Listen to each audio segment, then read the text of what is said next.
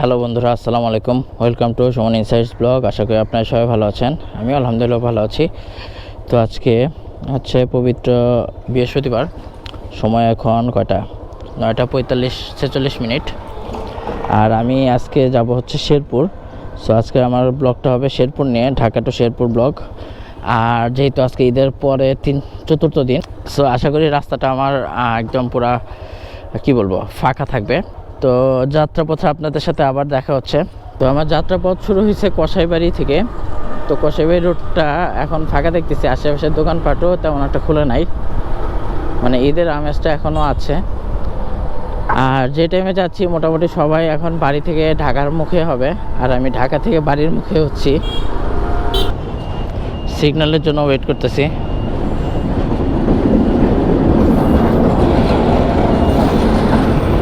তো শেরপুর যেহেতু যাচ্ছি, আমাকে জসীমউদ্দিন থেকে ইউটার্ন নিয়ে এখন আজমপুরের দিকে যেতে হচ্ছে। ঢাকা গাজীপুর রোড দিয়ে যেতে হবে, ময়মনসিংহের উপর দিয়ে।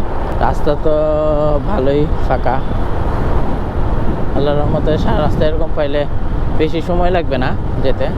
যদিও আমি গুগল ম্যাপে দেখেছি 4 ঘন্টার মতো সময় লাগে, 4 থেকে 4.5 ঘন্টার মতো লাগে। এখন দেখা যাক, রাস্তাঘাটের উপর ডিপেন্ড করে, আমার ড্রাইভিংয়ের উপর ডিপেন্ড করে আমি কয়টা দিয়ে পৌঁছাতে পারবো, এটাই হচ্ছে দেখার বিষয়।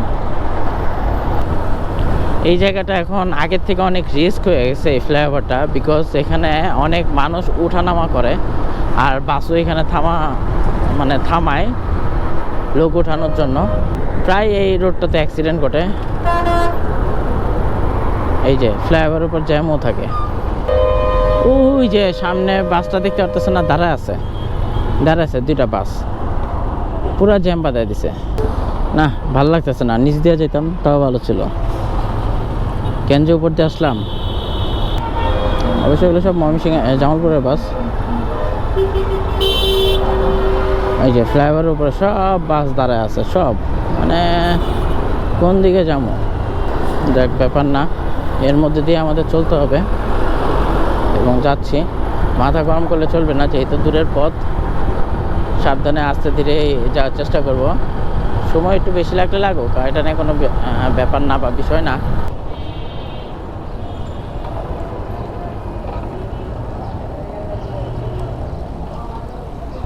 ভাই 5 লিটার তেল ভরবেন।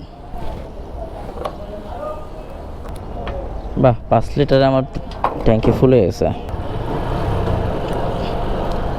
আমি ভাবছিলাম যে 5 লিটারের থেকে একটু বেশি লাগবে তেল, বাট না, তার আগের দিন তেল ভরা হয়েছিল আমার, সেই জন্য আমার আজকে এতটা বেশি তেল লাগে নাই। তো দেখতে দেখতেই চলে আসছি বোটবাজারে, গাজীপুর বোটবাজার। একটু খুচরা জ্যাম পাইতেছি। আসলে এই জ্যাম ওই জ্যাম না, এই জ্যাম হচ্ছে বাসে করে আর কি লোক তোলার জ্যাম। আর সময় এখন 10:15। আমি বের হয়েছিলাম 9:45-এ।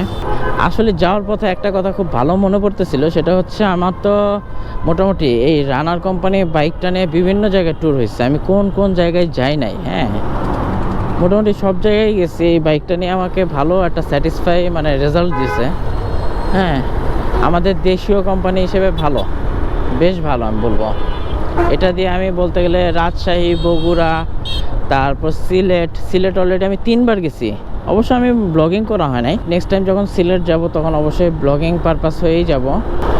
তারপর ঢাকার আশেপাশে যে জেলাগুলো আছে ওইগুলোতে মোটামুটি ভালো একটা ট্যুর দেওয়া হইতেছে। আজকে আবার শেরপুর যাচ্ছি। শেরপুর এর আগেও একবার গেছিলাম, আর আগে বলতে হচ্ছে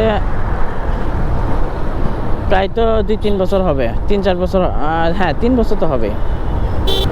আসলে বাইকের যত্ন বা মেনটেনেন্স ঠিক মতো করলে এটা আসলে ভালো একটা রেজাল্ট দেয়। এটার প্রমাণই হচ্ছে আমার এই বাইকটা। আমার প্রায় 4 বছর হয়ে যাচ্ছে। আমি 2019 সালে নিয়েছিলাম এই বাইকটা। প্রায় 4 বছর ধরে আমি এই বাইক চালাচ্ছি, এবং এই বাইকে হ্যাঁ সব কিছুরই তো ক্ষয় আছে। এই বাইকেরও অনেক জিনিসপত্র আমার চেঞ্জ করতে হয়েছে এবং করতে হয় রেগুলার, প্রত্যেকটা বাইকেরই হয় এটা। আর মেনটেনেন্স জিনিসটার উপর ডিপেন্ড করেও অনেক কিছু। এটা তো একটা মেশিন, হ্যাঁ, এই মেশিনটার উপরেও অনেক কিছু যত্ন নিতে হয়। সব বন্ধুরা, দেখতে দেখতে চলে আসছি গাজীপুর চৌরাস্তাতে। আর চৌরাস্তা আসতে আমার বেশি সময় লাগে না, 9:45-এ রওনা দিছি। এখন হচ্ছে 10:25, 24 মিনিট আর কি। এটা আজকে আজকে বলে এটা সম্ভব হয়েছে, আমি নিতে চতুর্থ দিন বলে সম্ভব হয়েছে। So enjoy the road and view. যদিও এই রোডটা একটু কী বলবো, মানে ভয়াবহ সুন্দরতম বিপজ্জনক রাস্তা। হ্যাঁ, রাস্তাটা ভালো, বাট তারপর বিপজ্জনক আছে, কারণ উল্টা দিক দিয়ে এই রাস্তায় গাড়িগুলা চলাচল করে, বিশেষ করে অটো। ওই যে বাম পাশে দেখতেছেন না, এটা এরকম হয়। একটু আগে একটা সার্কাস দেখলাম, সামনে যে লাল বাসটা দেখতেছি না, এই বাসটা সার্কাস।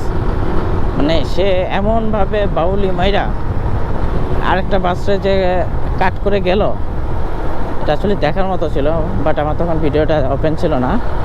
নাম কি? ইমন ইসমা, ঢাকা শেরপুর ঢাকা। ও, চলার পথে তো দেখা হবে এই বাসটার সাথে, যদি সে শেরপুর যেয়ে থাকে। সামনে পাগল দাঁড়ায় আছে কে এইভাবে রাস্তার উপর। আসলে এটা কিন্তু একটা নীরব এরিয়া। হ্যাঁ, নীরব এরিয়া বলতে এই জায়গায় কিন্তু বন জঙ্গল, আর এখানের মধ্যে পাগল দেখলেও অবশ্যই একটু টেনশনই লাগে, না জানি পাগল বেশি কিছু করে কিনা। আসলে রাস্তা ফাঁকা, বাট একটু চাপ আছে, গাড়ির চাপ আছে। গাছের পাতাগুলো তো সুন্দর লাগতেছে, একদম মানে টিয়া কালার টাইপের পাতা। Welcome to Hotapara. এখন আমি হোতাপাড়ায় চলে আসছি, আর একটু আগে পিছনে নোয়াশপল্লির যে এরিয়াটা, ওইটা ছেড়ে আসছি। বামের রোডটা দিয়ে আর কি নোয়াশপল্লি যাওয়া যায়। সো এটা হচ্ছে ভবানীপুর বাজার, বাম দিক দিয়ে হচ্ছে সাফারি পার্ক যাওয়া যায়। আসলে এখন যদি হাইওয়ে বাসগুলো যদি একটু কম থাকতো, মানে আমি যদি আরও আগে বের হতাম, তাহলে হয়তো বা হাইওয়ে বাসগুলো একটু কম পাইতাম। বাট বের হয়েছি তো 9টার পরে, সেই জন্য এখন রাস্তায় বাসগুলো দেখতেছি। আসলে বের হওয়ার একটা নির্দিষ্ট টাইম থাকে, যে টাইমটাতে হাইওয়ে বাসগুলো খুব কম দেখা যায়। যেমন সকালবেলা 7-8টার মধ্যে যদি বেরোয়, ওই ক্ষেত্রে হাইওয়ে বাসগুলো খুব কম দেখা যায়। বাট 9টার পর হলে তখন দেখা যাচ্ছে যে কোনো আরে সবাই বের হইতে থাকে। সো বন্ধুরা, ওয়েলকাম টু বাঘের বাজার। বাঘের বাজার মানে যে বাঘ আছে সেটা কিন্তু ভুল। আর আমাকে এইখানের একটু জটলা থেকে পার হইতে হবে। এই জায়গায় বাসের একটু জটলা পাওয়া যাইতেছে ভালো। আরে বাসগুলো এমনভাবে দাঁড়াইছে, কোনো তাল বেতাল নাই। ওই যে এটা হচ্ছে সাফারি পার্ক গেট দেখা যাচ্ছে। এই যে দেখেন, এই বাসটার জন্য এমনভাবে দাঁড়ায় আছে।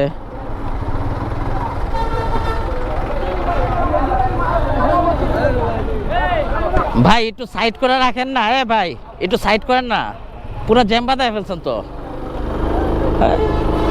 পুরো জ্যাম বাঁধায় রাখছে শালার, এগুলা মানুষ হইব কবে আল্লাহ জানে। সো বন্ধুরা, ওয়েলকাম টু গড়গড়িয়া মাস্টার বাড়ি। চলে আসছি মাস্টার বাড়িতে। এখানে তো ট্রাফিক নাই, মানুষও নাই, ট্রাফিকও নাই। যেখানে মানুষ সেখানেই ট্রাফিক। বন্ধুরা, ওয়েলকাম টু মাওনা। চলে আসছি এবং দেখতে দেখতেই মাওনাতে। রাস্তা ফাঁকা থাকলে সব থেকে খুব তাড়াতাড়ি হয়ে যায়। তারপরেও এখানে চোখ কান খোলা রেখে যেতে দিতেছে, কারণ রাস্তা অনেকে পারাপার হচ্ছে, মানে দেখে না দেখে পার হচ্ছে। আর এদিকে স্মোকিং করতে করতে যেতেছে। সাদিয়া, শেরপুর, ঢাকা শেরপুর। তো বন্ধুরা, ওয়েলকাম টু জৈনা বাজার। দেখতে দেখতে চলে আসলাম জৈনা বাজারে। আর এখানে বলতে গেলে এই যে রাস্তার উপর মাঝখানে একটা দাঁড়ায় রয়েছে একটা।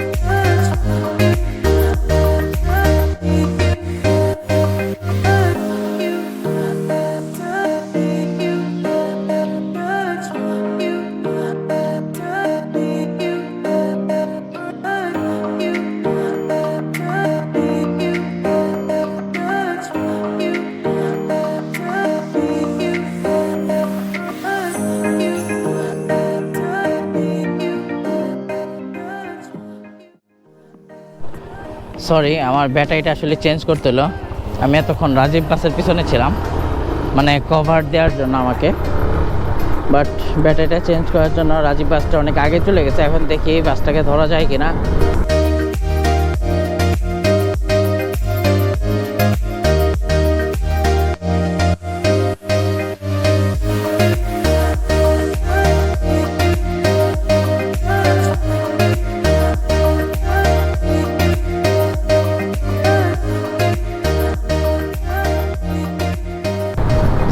বামে টাঙ্গাইল জামালপুর, আচ্ছা জামালপুর মুক্তাগাছা বামে, ওকে। ময়মনসিংহ শহর টানে, আচ্ছা আমি বামে যাব।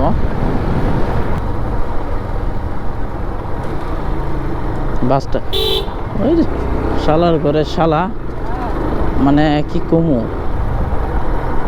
কেমনে টান্ডা মারতে নিছিল। ওই যে বাস, রাজীব বাস। ঢাকা ময়মনসিংহের জন্য এই রাজীব বাসটাই মনে হয় বেশি চলাচল করে যতটুকু আমি জানি এই রোডে। অন্য কোনো বাস তেমন একটা মানে নাম করা না। পিছে ফেলে গেলাম, কারণ এর পিছে পিছে যদি যাই তাহলে অনেক সময় লাগবে এই মুহূর্তের জন্য। ওই যে বাসটা দেখা যাইতেছে কিনা জানি না।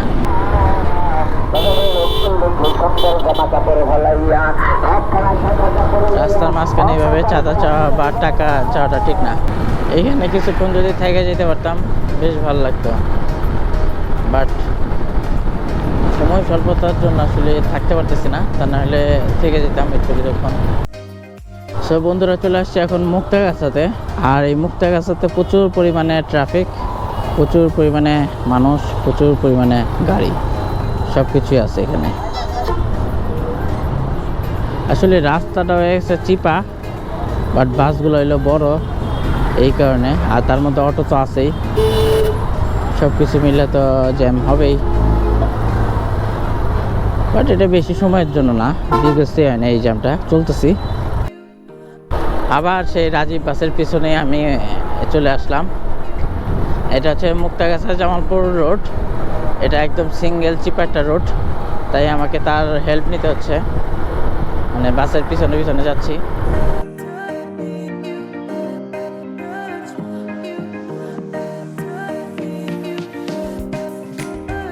অবশেষে ধরলাম কোন একটা জ্যামের ফাঁকে, কারণ রাস্তা ভালো না, বেশি জোরেও টানতে পারতেছিলাম না। Welcome to Jamalpur. আমরা ময়মনসিংহ পার হয়ে এখন জামালপুর ঢুকে গেছি। আর এখান থেকে কত কিলোমিটার সেটা তো জানি না। বন্ধুরা চলে আসছি নান্দিনা বাজারে। আর এখানে সম্ভবত নৌকার জন্য বা ফেরিঘাট আছে, মানে এটা কোথায় এটা একটু দেখতে হবে। নান্দিনা বাজারে প্রচুর ভিড়। আর এইখানের তাপমাত্রাটা এত গরম, আল্লাহ আমার হাত পুড়ে যেতেছে। বন্ধুরা এটা হচ্ছে ব্রহ্মপুত্র ব্রিজ, এখান থেকে জামালপুর এবং শেরপুর ভাগ হইছে। সো এখন ঢুকে পড়ছি বাড়ির রাস্তায়। আর বাড়ির রাস্তাটা আমি তেমন একটা চিনি না, ফোন দিয়ে আমার জানা নিতে হচ্ছে। আচ্ছা ফোন আসছে, আমি একটু ফোনটা রিসিভ করি।